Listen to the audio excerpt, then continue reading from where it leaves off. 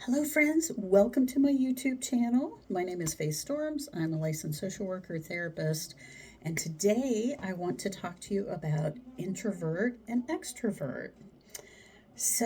And I'm coming to you from my new Bel Air physical practice office. Just so if you're wondering, oh, the background's different. Yes, this is my new physical office in Bel Air, Maryland.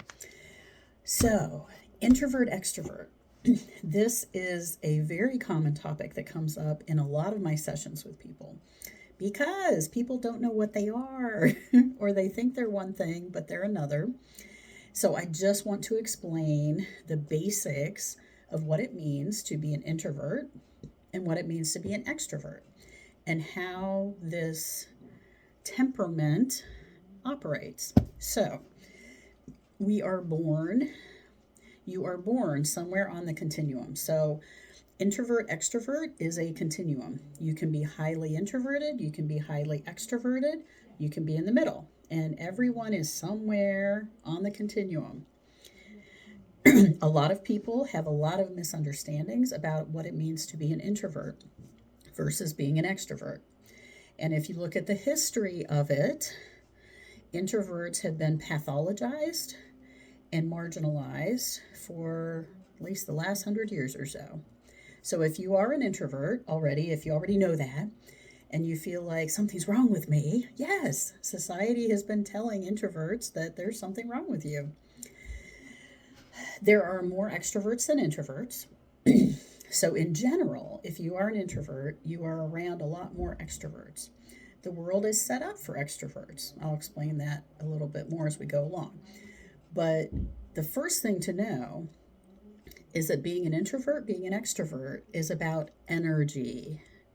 This has nothing to do with whether you like people or not, because that's a very common thing. People think introverts are antisocial and hate people, and nothing could be furthest from the truth. I'm an introvert. And we introverts very much love people. We very much value our connections with others. We simply do relationships differently than if we were an extrovert. Energy. When we are by ourselves, introverts gain energy. We recharge our batteries when we are with ourselves and with selected people, usually one on one. Sometimes we're okay in small groups. If we know the people, if we like what we're doing, like that can be recharging too. For the most part, being with other people is draining. It is literally exhausting to us. So at the end of the day, if you have been around a lot of people, you need to be by yourself. Extroverts, on the other hand, are literally charged up being around people.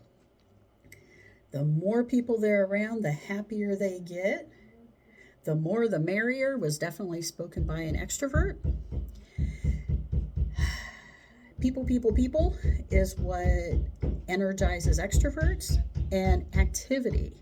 Extroverts also really like activity. So fairs, carnivals, festivals, like that is their happy spot in so many ways. They are very happy that way.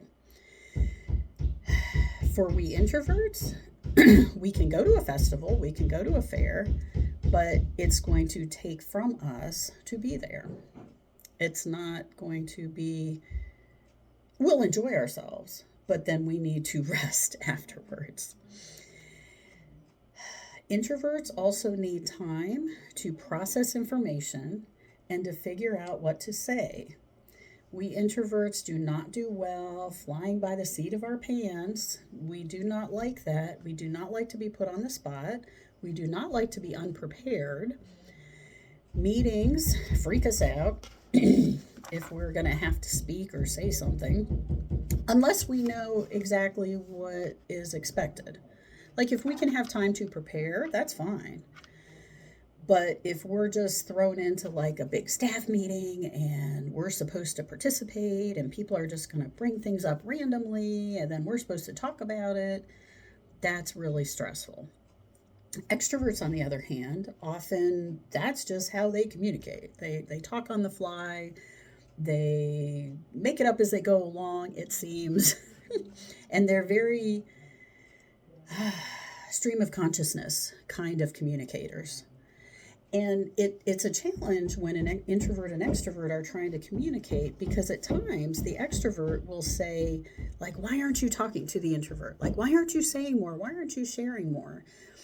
And it's not that the introvert is withholding information, because we're not. We're not trying to. We're thinking, we're processing.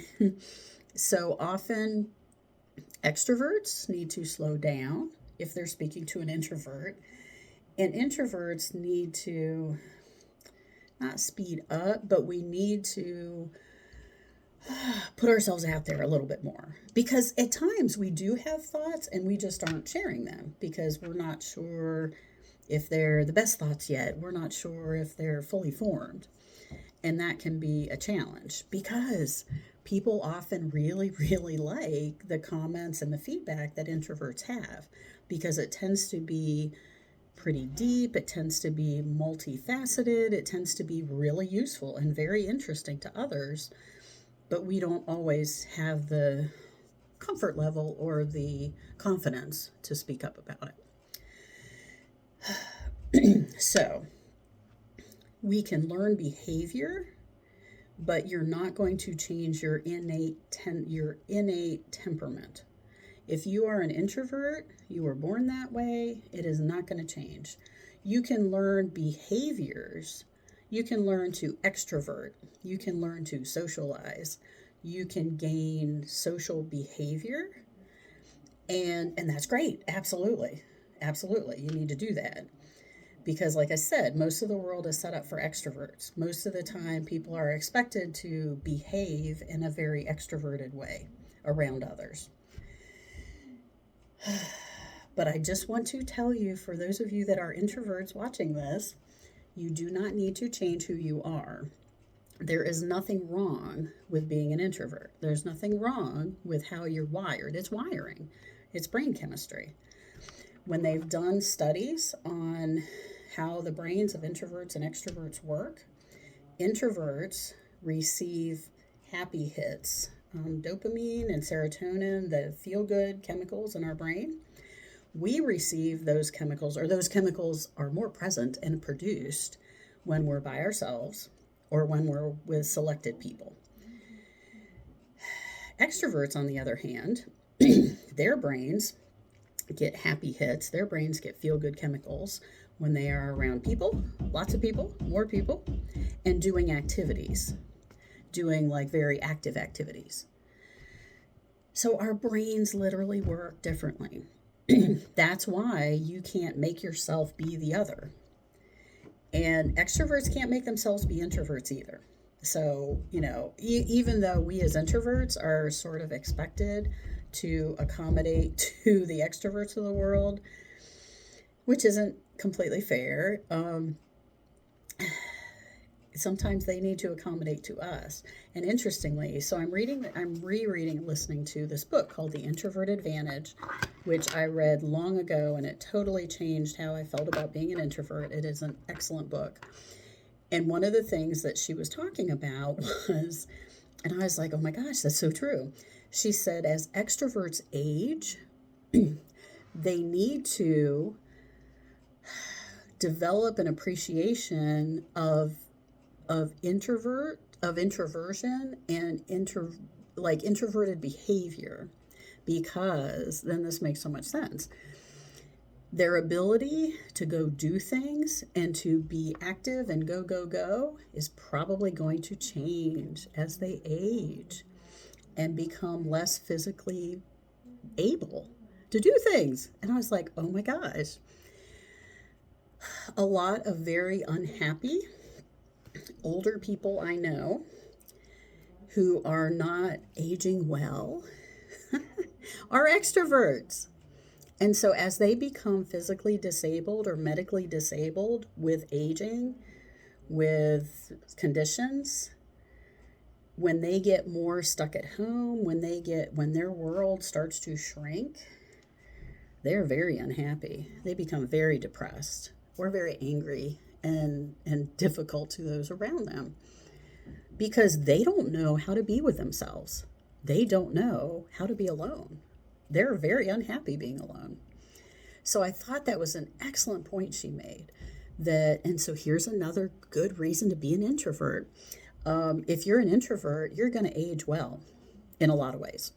And I was like, that makes so much sense because when I'm working with people and they're talking about, getting older and things changing and life changing and all this, a lot of times when they're sharing things, I'm thinking, what's the big deal? So you stay home. And I'm like, I'm fine staying home. I like staying home. Oh, so you can't, travel as much or do this as much. And in my little introverted brain, I'm like, that's cool. Like, sure, I'd just stay home. I would not have a problem with that. Well, extroverts have a big problem with that. So, even though in our younger ages, it may be more of a challenge to be an introvert, as you age, if you reach old age, you're going to have a huge advantage over the older extroverted people because they don't know how to handle being by themselves. So there you go, a little extra silver lining. So I just wanted to share that and let all you introverts out there know it's fine. You're born that way. It is not a bad thing. There are a lot of advantages to being an introvert.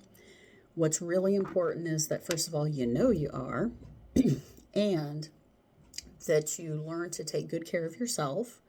So good self-care, good boundaries, don't overschedule yourself, make sure you're being taken care of so that you have the energy to go out in the world in whatever way you want to, so that you can be social. Because sometimes we do want to be social. We're more selective. We're more selective about activities. We're more selective about people in our lives than extroverts are because we need to be. Because the quality of our relationships affect us more than it affects an extrovert. That's just the way it is. So be wise about it. Be smart about it. If you need more information or help in figuring out how to balance this out, feel free to contact me. Either if you're local to me and want to come to my physical counseling office, that's fine, at Bay Counseling in Bel Air, Maryland. Or if you if you're at a distance and want to do something virtually, I'm currently on BetterHelp as a therapist, and you can also contact me personally, and we can figure something out if you need some support or coaching or help with any of this.